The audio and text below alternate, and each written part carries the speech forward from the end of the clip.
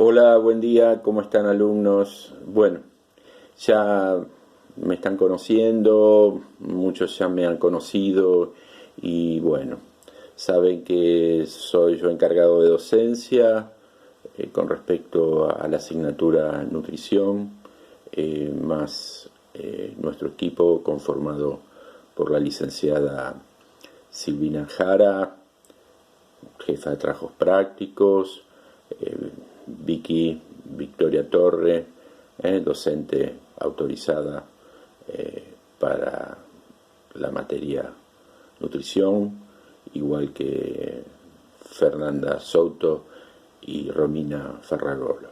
Tenemos dos jefes de trabajos prácticos, el doctor Jorge Arbe, especialista en clínica, nutrición y diabetes, y la doctora Claudia Baccaro, especialista en endocrinología acreditada en diabetes. Bueno, estamos en el 2021, ustedes van a tener audios hechos en el año 2020, en plena pandemia. Hasta hoy seguimos con la misma modalidad, después veremos cómo va a ser el examen final. El tema es que en medicina hay una conexión directa entre lo que es maestro-discípulo, por lo que nos está costando poder hacerlos prácticos. Intentaremos de alguna manera llegar a ustedes a través de casos clínicos y algún que otro video. Bueno, años si los hay difíciles, entender esta nueva normalidad como parte de un todo en este universo, y en especial hablar del planeta Tierra, que es el único planeta que sí conocemos bien y que es en el único planeta en que podemos vivir. Gracias a las leyes inmutables de la física, estamos plantados sobre la Tierra, y por más que busquemos otros mundos, otros planetas, pasará muchos años hasta que nosotros podamos vivir como realmente vivimos en la Tierra. Reconocer que este es uno de los paraísos, que es la forma en que crecimos, evolucionamos. Hace 2 millones de años que estamos evolucionando y unos 30.000 años que tenemos la genética de esos seres humanos del Paleolítico.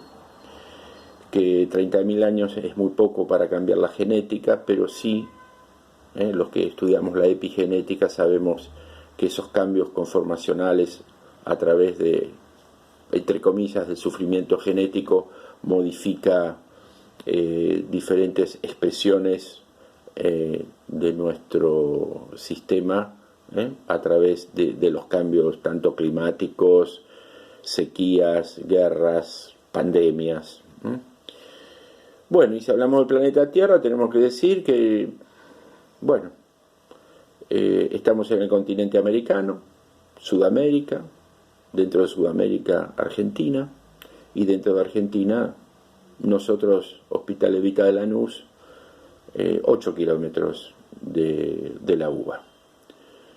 Entender que la Universidad de Buenos Aires siempre está entre el puesto 49 y 66 en el mundo, si promediamos todas las distintas temáticas, y que medicina está actualmente en el puesto 203, por lo que compartimos con el resto de las universidades del mundo los primeros 200 puestos. Si hacemos un promedio global de las temáticas, puesto número 66 para el año que está cursando. Bueno, hay una empresa de estadísticas que es la QS, que es internacional, que mide el valor y calidad de las universidades. Si comparamos las universidades de nuestro país, de nuestra nación, bueno, es obvio que está en una de las primeras. Dicho esto, saben que vamos a cursar la asignatura nutrición. Todos hablamos de de la importancia que tiene la nutrición en nuestra vida, en nuestra salud y en nuestra enfermedad. Ya en un video anterior hago referencia a esta parte de la asignatura, donde hablo poquito de historia, pero piensen que el padre de la nutrición en Argentina fue el doctor Escudero, y que el padre de la nutrición que hizo los grandes aportes fue Lavoisier, doctor en química, que fue lo que logró que pudiéramos avanzar en el conocimiento íntimo de nuestro metabolismo y de nuestro medio interno. Nosotros tenemos que evaluar al paciente. Ahí va a haber un video donde se presenta un pseudo paciente y una profesional abordándolo, y ustedes van a tener una aproximación de qué le pasa al paciente, con qué dificultades se encuentra, con qué dificultades se tiene que comunicar frente al profesional, qué problemática le acarrea, cuántas cosas no dice el paciente, cuántas cosas que no registra el profesional, o cuántas cosas que no puede decir el profesional hasta tanto y cuando no tiene una veracidad de análisis, y cuánto tiempo se dispone de un paciente, en este caso un paciente complejo por tener una enfermedad crónica como la diabetes, la hipertensión, la dislipidemia. Piensen que el Ministerio de Salud se divide en dos grandes ramas, que son las ramas de las enfermedades no transmisibles, como estas que acabo de decirle, las transmisibles como las infecciosas, en este caso pongamos a la vedette, al COVID. Nosotros debemos evaluar, si nosotros queremos llevar a la práctica el abordaje terapéutico, debemos primero hacer diagnóstico, y lo primero que se nos presenta es conocer a través del método de evaluación global subjetiva, que lo podemos hacer en la práctica diaria cuando ingresa el paciente al nosocomio. Ya va a haber un práctico y una disertación a través de las licenciadas, y explicarán bien la valoración. Lo que yo sí les voy a decir, que anteriormente a la evaluación global subjetiva tenemos la valoración del estado nutricional, que se designa con la letra B, que lo van a encontrar en el manual de estudio. Es una metodología empleada en la práctica clínica nutricional para diagnosticar, evaluar y controlar la evolución del estado clínico de un individuo o de una población, si es que somos secretarios o ministros de salud. Y comprende las diferentes prácticas: estudio de alimentación, examen clínico nutricional, antropometría y práctica complementaria, parámetros bioquímicos e inmunológicos. El estudio de la alimentación es muy importante, tanto en la población como en el individuo, y el mejor método que tenemos es la anamnesis y recordatorio de los 7 días, que ya va a haber una clase a través de las licenciadas o SLAI, donde sabemos que el método más preciso es cuanto más días podemos abarcar en la toma de decisión cuando analizamos las carencias o sobrealimentación. Si le preguntamos a un paciente cuándo fue la última vez que comió una fruta y no la recuerda, o cuándo fue la última vez que comió una fruta legumbre como el tomate y no la recuerda, y no recuerda cuándo fue la última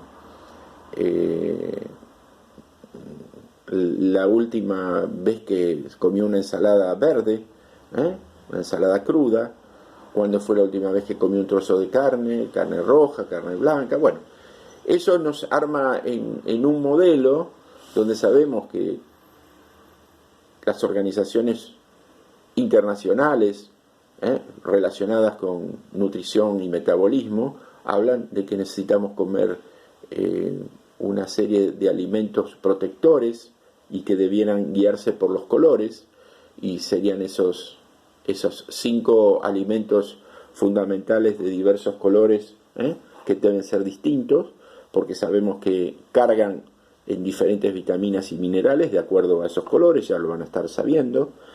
Así que eso es muy importante conocerlo.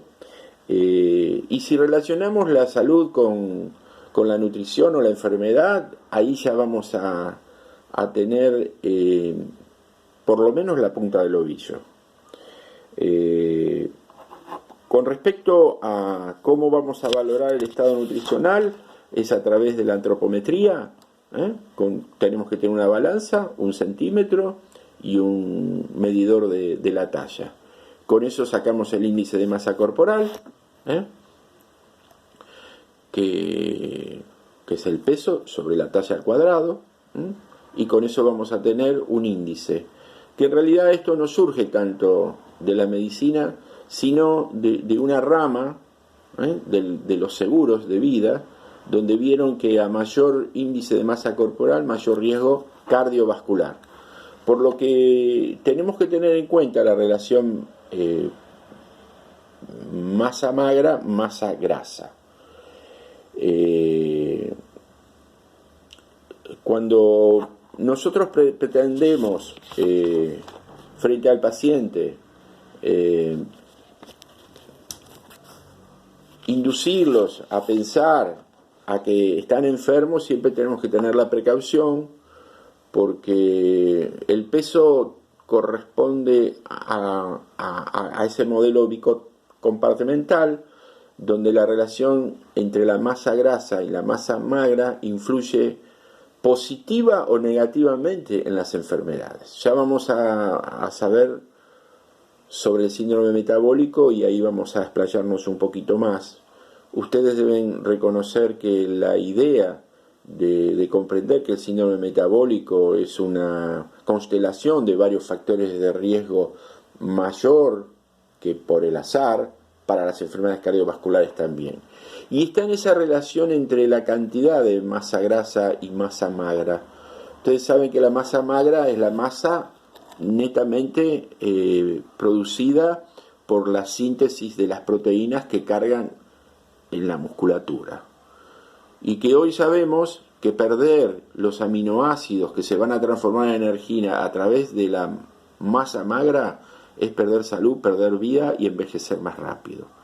Estas clases y estas charlas y estos slides los vamos a tener también incorporando, cosa que antes no se sabía mucho de este tema, y sí reconocemos que conocer tanto la evaluación global subjetiva como evaluar la composición y la distribución de esa masa magra es muy importante. Como así también muy importante es la grasa visceral o extraabdominal, y el tejido graso que se incorpora entre las miofibrillas de los músculos, que ocasionan mayor insulinoresistencia. Vamos incorporando palabritas que tienen que ver con la fisiología y la fisiopatología de lo que es el síndrome metabólico.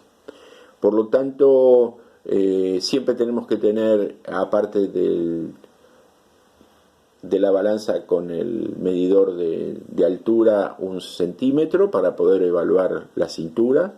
Saben que la cintura ocupa un ranking de importancia a nivel mundial para las enfermedades relacionadas con las cardiovasculares, que la cintura de una mujer no debiera ser mayor de 88 y la del hombre mayor de 102, porque saben que si uno los compara con una ecotomografía, se va a encontrar que la distribución grasa está más en el intra o el extra, y que tiene importancias metabólicas, que la grasa intraabdominal tiene un gran turnover y un gran intercambio a través de las hormonas de síntesis y lipolíticas, o sea, las anabólicas y catabólicas, y que saben también que la obesidad, que el sobrepeso se inicia a partir de esa grasita y se pierde a partir de esa grasita, y que la liberación de esos ácidos grasos, aparte de dar energía, pueden enmascarar los receptores